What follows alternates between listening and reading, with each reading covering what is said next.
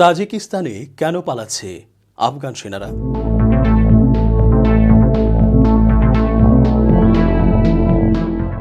আসসালামু আলাইকুম বন্ধুগণ, ভালো আছেন আশা করছি। আন্তর্জাতিক চোখ অনুষ্ঠানে আজ থাকছে তালেবানের সাথে আফগান সৈন্যদের লড়াই, তাদের পালিয়ে যাবার খবর এবং সেখানকার অবস্থা নিয়ে বিশ্লেষণ। তালেবানের সাথে লড়াইয়ে টিকতে না পেরে 1000-এরও বেশি আফগান সৈন্য পার্শ্ববর্তী তাজিকিস্তানে পালিয়ে গেছেন। চলতি মাস জুলাইয়ের প্রথম সপ্তাহের খবর এটি।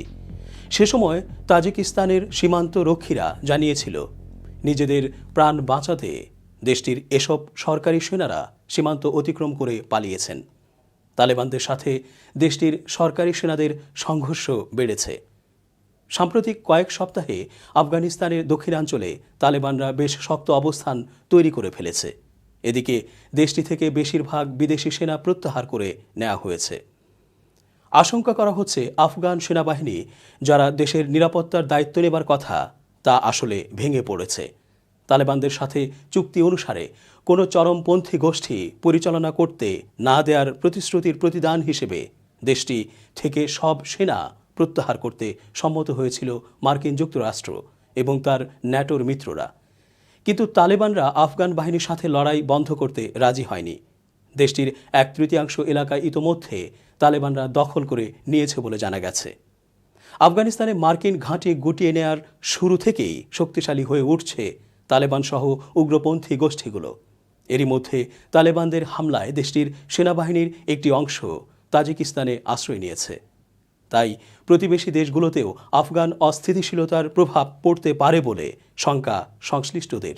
বিশেষ করে পাকিস্তান, তাজিকিস্তান ও তুর্কমেনিস্তান আছে সবচেয়ে ঝুঁকিতে। তালেবান এবং আইএস এর কারণে দেশগুলোতে বাড়তে পারে অস্থিতিশীলতা। মার্কিন সহ ন্যাটো জোটের সেনারা কাবুলিওয়ালার দেশ ছেড়ে চলে যাওয়ার পরেই সমর্থি ধারণ করেছে তালেবান জঙ্গিরা। তালেবানদের সঙ্গে লড়াইয়ে পেরে উঠতে না পেরে দেশ ছেড়ে পালাচ্ছে আফগান সেনারা। সংখ্যায় 1000 খানেক সেনা দেশ ছেড়ে প্রাণ বাঁচাতে পালিয়ে প্রতিবেশী দেশ তাজিকিস্তানে আশ্রয় নিয়েছে বলে জানিয়েছে তাজিকিস্তানের এক সরকারি আধিকারিক। সে সময় বাদাখশান প্রদেশের কয়েকটি জেলায় তালেবানদের সঙ্গে লড়াই শুরু হয়ে যায়। গত এপ্রিল মাস থেকে মার্কিন সেনারা আফগানিস্তান ছেড়ে চলে যাওয়া শুরু করে।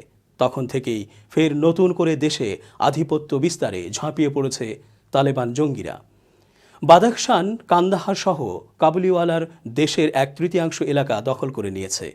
প্রতিদিনই সরকারি বাহিনীকে হটিয়ে একের পর এক জেলা দখল করে চলেছে। আর তালেবানদের ভয়ে গত কয়েক সপ্তাহ ধরেই সীমান্তবর্তী সামরিক ঘাঁটি থেকে আফগান সেনারা পালিয়ে গিয়ে তাজিকিস্তান ও উজবেকিস্তানে আশ্রয় নিয়েছে। পরিস্থিতি যা তাতে ভবিষ্যতে এমন ঘটনার পুনরাবৃত্তি ঘটবে বলেই ধরে নিয়েছেন তাজিকিস্তান ও উজবেকিস্তান সরকারের শীর্ষ প্রশাসনিক আধিকারিকরা। শুধু যে আফগান সেনারা পালিয়ে আশ্রয় নেবেন তাই নয়, আফগানিস্তানের অসংখ্য সাধারণ মানুষও শরণার্থী হয়ে সীমান্ত টপকে আশ্রয় নিতে পারেন বলে তাদের শঙ্কা। তালেবানদের আগ্রাসী ভূমিকায় সিঁদুরে মেঘ দেখছেন আফগান প্রেসিডেন্ট আশরাফ ঘানি। তালেবানরা যেভাবে একের পর এক জেলা দখল করে নিচ্ছে তাতে রাজধানী কাবুল যে কোনো মুহূর্তে হাতছাড়া হতে পারে বলে আশঙ্কা করছেন তিনি। যদিও তালেবান মুখপাত্র সোহাইল শাহিন জানিয়েছেন কাবুলকে সামরিকভাবে দখল করা তালেবানদের নীতি নয়, কিন্তু তাতে আশ্বস্ত হতে পারছেন না আফগান প্রেসিডেন্ট। তবে আফগান সেনারা প্রাণের ভয়ে দেশ ছেড়ে পালালেও তালেবানদের বিরুদ্ধে লড়াইয়ের জন্য যেভাবে ঘোর প্রদেশ সহ একাধিক জায়গায় আফগানিস্তানের মহিলারা হাতে আগ্নেয়াস্ত্র তুলে নিয়েছেন, তাতে কিছুটা হলেও স্বস্তি পাচ্ছেন আফগানিস্তানের বর্তমান প্রধান। মস্কোয় রুশ সরকারের সঙ্গে বৈঠকে তালেবান সম্প্রতি জানিয়ে দিয়েছে দেশের 85% এখন তাদের অধীনস্থ। ইতোমধ্যে বাগরাম সৈন্য ঘাঁটি থেকে সবকিছু গুটিয়ে বিদায় নিয়েছে মার্কিন সেনারা। 2001-এর 11 সেপ্টেম্বর নিউ ইয়র্কের টুইন টাওয়ারে তালেবান হামলার পর গত 20 বছর ধরে আফগান মাটিতে ঘাঁটি গেড়েছিল মার্কিন সৈন্যরা। বাগরাম সেই অন্যতম ঘাঁটি যেখান থেকে তারা তালেবান এবং আল কায়েদার ওপর আক্রমণ চালিয়েছে নিরন্তর। তাই মার্কিন সেনাদের বাগরাম ছেড়ে যাওয়া অত্যন্ত তাৎপর্যপূর্ণ। কিন্তু দেশের সেনাবাহিনীর আর কোনো নারী পুরুষের প্রাণ এই মাটিতে হারাতে চান না বাইডেন। তার মতে আফগানিস্তানের দায়িত্ব নিতে হবে সে দেশের নেতাদেরই। প্রশাসনকে কড়া হাতে তালেবান মোকাবেলা করতে হবে। মার্কিন সাহায্যে তৈরি কাবুল প্রশাসনের সেই ক্ষমতা রয়েছে বলে দৃঢ় বিশ্বাস বাইডেনের। কিন্তু কেন সমস্ত পরাশক্তি আফগান মাটি ছেড়ে পালাতে বাধ্য হয় বারবার? কি বলছে ইতিহাস? 19 শতকে মধ্য এশিয়ায় রাশিয়ার, যার সাম্রাজ্য থাবা বাড়িয়েছে, অধুনা Kazakhstan, Uzbekistan, Turkmenistan, Kyrgyzstan, Tajikistan একের পর এক তাদের করতলগত। তৎকালীন ব্রিটিশ বিদেশমন্ত্রী লর্ড পামারস্টোন আর ভারতে ইস্ট ইন্ডিয়া কোম্পানির কাজকর্ম নিয়ন্ত্রণকারী বোর্ড অফ কন্ট্রোলের প্রেসিডেন্ট স্যার জন হবহাউসের দৃঢ় সন্দেহ ছিল, মধ্য এশিয়ায় যেভাবে রাশিয়া সাম্রাজ্য বিস্তার করছে তাতে স্বাভাবিকভাবেই মস্কোর চোখ পড়বে পাথুরে মরুভূমির দেশ আফগানিস্তানের উপর। পাশেই ব্রিটিশ ভারত, ফলে রুশ অধিকৃত আফগানিস্তান থেকে ব্রিটিশ ভারতে হামলা হতেই পারে। এই ৭-৫ ভেবে লন্ডন তার সাম্রাজ্য খোয়ানোর আশঙ্কায় সদা সর্বদা সিঁটিয়ে থাকত। ইতিহাসে তৎকালীন বিশ্বের দুই পরাশক্তির এই ছায়াযুদ্ধকে দ্য গ্রেট গেম আখ্যা দেওয়া হয়েছে, যদিও একমাত্র রুশ প্রথম পল 1800 সালে কসাক সেনাদল পাঠিয়ে ভারত আক্রমণের পরিকল্পনা করেন, যা পলের ভারত অভিযান বলে পরিচিত, কিন্তু সেটাও বানচাল হয়ে যায় 1801 সালের 23 মার্চ রাতে সেন্ট পিটার্সবার্গে নবনির্মিত সেন্ট মাইকেল ক্যাসেলের হত্যার মধ্য দিয়ে। এই টালমাটাল অবস্থায় 1837 সালের ডিসেম্বরে তৎকালীন গভর্নর জেনারেল লর্ড অকল্যান্ড, যার প্রকৃত নাম জর্জ ইডেন, 1841 সালে তার নামে তৎকালীন নিউজিল্যান্ডের রাজধানীর নাম অকল্যান্ড রাখা হয়। তারই লেখিকা বোন এমিলি ইডেনের নামে ইডেন গার্ডেন্স নামকরণ করা হয়।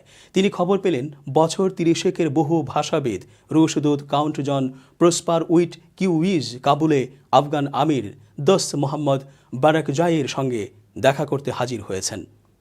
ক্রুদ্ধ লর্ড অকল্যান্ড 1838 সালের 20 জানুয়ারি রুশ দূতকে কাবুল থেকে বিদায় করতে বলে দোস্ত মোহাম্মদকে চিঠি লিখলেন, কিন্তু তাতে পরিস্থিতি আরও পেঁচিয়ে গেল। এপ্রিল মাসে ব্রিটিশ দূতকেই কাবুল থেকে বের করে দেয়া হলো। অপমানের শোধ নিতে লর্ড অকল্যান্ড অন্য চাল চাললেন। 1809 সালে কাবুলের তখ্ত থেকে বিতাড়িত শাহ সুজা 1818 থেকে ইস্ট ইন্ডিয়া কোম্পানির আশ্রয়ে ভারতে ছিলেন। ইংরেজদের আজ্ঞাবহ হবে ভেবে সুজাকেই কাবুলের বৈধ আমির ঘোষণা করে বসলেন অকল্যান্ড। নিষ্ঠুরতা আর শয়তানির জন্য আফগানরা দুচক্ষে দেখতে পারত না সুজাকে, কিন্তু পাকে চক্রে সুজাই হয়ে উঠলেন আফগানিস্তানে ইংরেজদের পোস্টার বয়। 1839 সালে শুরু হলো প্রথম ইঙ্গো আফগান যুদ্ধ। ওই বছরের 7 আগস্ট ইংরেজ সেনা গিয়ে দোস্ত মোহাম্মদকে ক্ষমতাচ্যুত করে শাহ সুজাকে 3 দশক বাদে ফের তখ্তে বসায়। এদিকে ইংরেজ সেনা অফিসাররা তাদের পরিবার নিয়ে গেলেন কাবুলে। স্বাধীন চেতা আফগানরা বুঝল ইংরেজরা দীর্ঘদিন থাকার মতলবে এসেছে। একে সুজার লাগাম ছাড়া অত্যাচার, অন্যদিকে ইংরেজদের এই হুকুমত আফগানদের মধ্যে বিদ্রোহের আগুন জ্বালিয়ে দিল। 1841 সালের 23 ডিসেম্বর কাবুলে মুখ্য ব্রিটিশ রাজনৈতিক প্রতিনিধি স্যার উইলিয়াম হে ম্যাকনাগটেন দোস্ত মোহাম্মদের ছেলে আকবর খানের হাতে খুন হলেন। এর মাস দেড়েক আগে 2 নভেম্বর রাতে ম্যাকনাগটেনের সহকারী স্যার আলেকজান্ডার বার্নেস কাবুলে নিজের বাড়িতে ভাই চার্লস আর মেজর উইলিয়াম ব্রাডফুট সহ উত্তেজিত জনতার হাতে খুন হন। পরদিন কাবুল বাজারে 3 জনের কাটা মুন্ড দেখানো হয়। এই 2 রাজনৈতিক প্রতিনিধির হত্যার পর ব্রিটিশ সেনাবাহিনী আর কাবুলে থাকতে ভরসা পায়নি। 1842-এর 5 জানুয়ারি 90 মাইল দূরের জালালাবাদ ঘাঁটির দিকে রওনা দেয় 4500 ইংরেজ সেনা আর তাদের 1012 সহযোগী। কিন্তু বরফ ঢাকা গিরিপথে আফগান বাহিনীর মুহুর্মুহু হামলায় গোটা সেনাদল নিশ্চিহ্ন হয়ে যায়। নারী আর শিশুদের বন্দি করে কাবুলে নিয়ে যাওয়া হয়। কেবলমাত্র মারাত্মক আহত অবস্থায় সেনাবাহিনীর ডাক্তার উইলিয়াম ব্রাইডন কোনো মতে জালালাবাদ পৌঁছান। ব্রিটিশ সাহায্য ছাড়া শাহ সুজাও টিকতে পারলেন না। মাস 3 বাদেই 5 এপ্রিল কাবুলের দক্ষিণে বালা হিসার কেল্লার বাইরে তাকে খুন করা হলো। যে দোস্ত মোহাম্মদ খানকে তখ্ত থেকে সরাতে এত কাণ্ড ব্রিটিশ করল, সেই তাকেই 1843 সালে আমির হিসেবে মেনে নিতে হলো। ফলে প্রথম ইঙ্গো আফগান যুদ্ধে সব দিক থেকেই ইংরেজদের মুখ পুড়ল। ইতিহাস বলছে এই মুখ পড়ার কাহিনী গত 180 বছর ধরেই চলে আসছে। ব্রিটেন, সোভিয়েত ইউনিয়ন বা মার্কিন যুক্তরাষ্ট্র সব পরাশক্তিরই একই হাল হয়েছে। বিশেষজ্ঞদের মতে আশ্চর্যজনকভাবে প্রতিবারই এক কাহিনী, শুধু কুশীলবরা বদলে যাচ্ছে।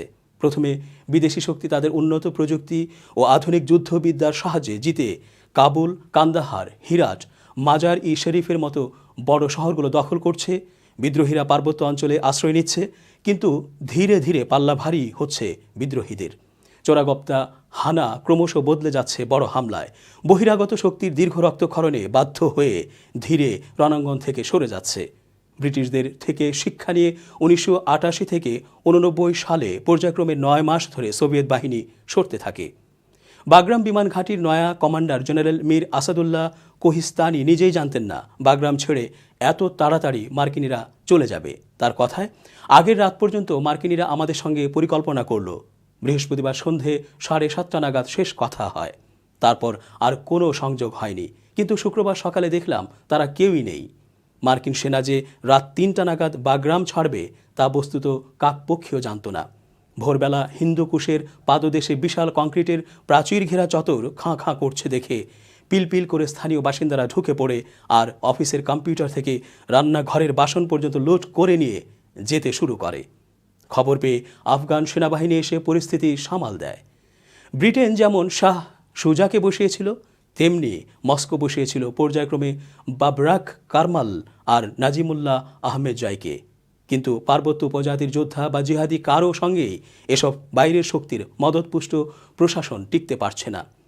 যেই বহিঃশক্তির ক্রাচটা সরে যাচ্ছে, অমনি হুড়মুড়িয়ে তাসের ঘরের মতো এরা ভেঙে পড়ছে। 1989 সালে সোভিয়েত বাহিনী প্রত্যাহারের পর নাজিব সরকার টিকেছিল 1992 অবধি। বর্তমানে পশ্চিমী মদতপুষ্ট আশরাফ ঘানি সরকার নিয়েও বিশেষ কেউ আশা রাখছে না। দেশের 407টি জেলার মধ্যে 11 জুলাই পর্যন্ত সময়ে প্রায় 150টির মতো জেলা ইতোমধ্যেই তালেবানদের দখলে। 1919 সালে তৃতীয় আফগান যুদ্ধে ব্রিটেনের 70 লক্ষ পাউন্ড খরচ হয়। আজকের দিনের হিসেবে সেটা কম নয়। একটা হিসেব বলছে 1979 থেকে 1986 অবধি আফগান অভিযানে মস্কোর 1800 কোটি রুবল খরচ হয়। সোভিয়েত অর্থনীতি ভেঙে পড়ার পেছনে এই ব্যর্থ আফগান অ্যাডভেঞ্চারের ভূমিকাও কম নয় বলে অর্থনীতিবিদরা মনে করেন। আর ওয়াশিংটন তো গত 20 বছরে $1 লক্ষ কোটি উপর খরচ করে বসে আছে। করোনা অতিমারির এই সময়ে যেখানে বিশ্ব অর্থনীতি চাঙ্গা করার ভ্যাকসিন খোঁজা হচ্ছে, সেখানে এই অর্থ ব্যয় নিয়ে প্রশ্ন উঠতে বাধ্য। বন্ধুগণ, আজকের মতো শেষ করছি। ভালো থাকা হয় যেন। আল্লাহ হাফেজ।